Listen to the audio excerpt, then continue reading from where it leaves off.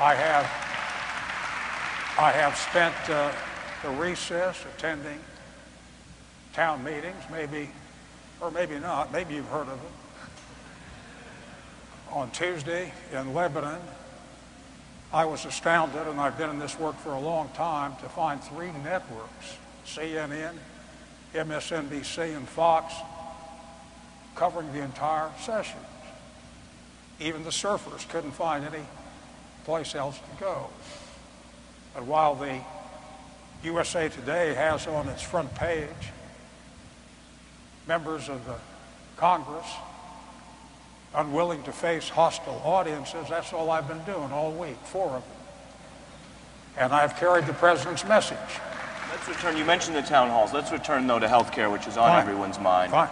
President Clinton was on this stage last night saying that he supports the public option, that we've got to get the conversation back about helping people that's been sidelined by a lot of misinformation. And really the country's eyes were on your town hall meetings. What can you do, what are you doing to deal with the lies that are coming out of talk radio and coming out of a lot of your former allies and colleagues, you know, in both the Republican Party and the larger conservative movement? And specifically, do you think you can help President Obama get any of these Republican senators that he says he needs to pass this legislation? Who would they be? What will you do about it? I think I can be helpful to him with Senator Grassley, very close, came in at the same time. Helpful with Senator Collins. You don't need any help with Senator Snowe.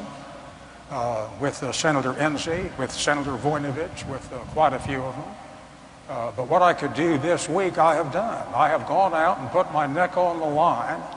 A little conversation overheard in the Lancaster restaurant last Saturday night.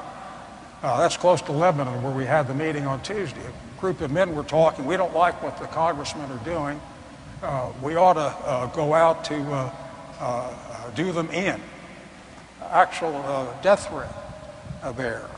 And these were ruckus meetings. And you saw the guy on the front page of the New York Times, he's about ready to explode. And who do you blame anyone for this? There's a lot of people who are saying that the rhetoric is out of control. People like Glenn Beck are being irresponsible. They have a right to speak, but they're speaking irresponsibly and they're sowing hatred. And that's poisoned part of this debate. And again, some of these people are close to you. What do you think about it? Well, Glenn Beck is not close to me. Let's start there. But Senator, I don't know Glenn Beck, and I don't care to know Glenn Beck. But Senator Grassley was just seen the other day talking about how they want to pull the plug on Granny. What? Senator Grassley was just seen the other day, you know, talking about they shouldn't have something in there where they're going to pull the plug on your grandmother. So Senator Grassley is saying things like this too. He's in the New York Times this morning, and he's wrong.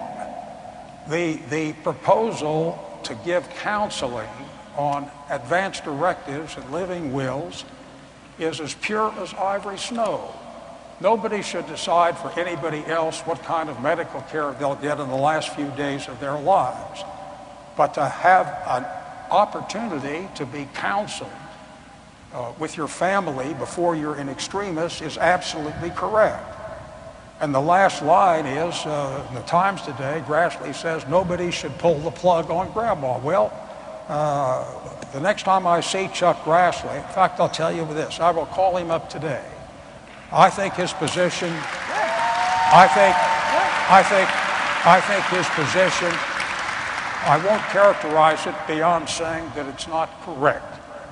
He is not correct on that. It is not a death squad. And it is a sensible provision. And 27%, one study showed 27% of health care costs in Medicare care are in the last few days of a person's life. I want to give voice to a few people are saying call him now. but I don't want to give up any of our time, so if you want, you can call him backstage and let us know what happened afterward. Whoever said that, join me backstage and watch me dial. All right. So you have a date. And on playing some of the ground game here, though, you still think, you said Senator Grassley's wrong, you said you're going to contact him, but you think he can still come out for Obama's public option? Because a lot of people feel this should be done through reconciliation with less bipartisanship. Well, you can't get in reconciliation, and I'm prepared to go that route if worse comes to worse. You can't get in reconciliation the entire bill. You can't get it. That can only be done by cloture. We can get cloture on health care.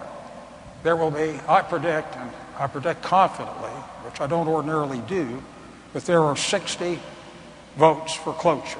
I think there are 61. I put Snow in there. Well, one last thing, because I think this has got to be on everybody's mind in the back of their head.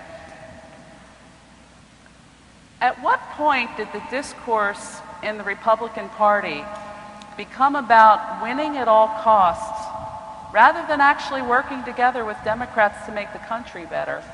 You have a very unique perspective. I wonder if you could share a little bit of that with us. The Republicans made a decision not to work with the Democrats before January 20th of this year. Oh, yeah. When we took up the stimulus package on the week of February 2nd, it was 13 days after the president was sworn in, there was already the dement mentality of this is Waterloo. I didn't know we were fighting a foreign power. We're going to break Obama. And I'm not telling tales out of school from a confidential caucus. It's on the public record. No Republican except Snow Collins and Arlen Specter were taught. And that's why it is so difficult to structure a bipartisan bill now.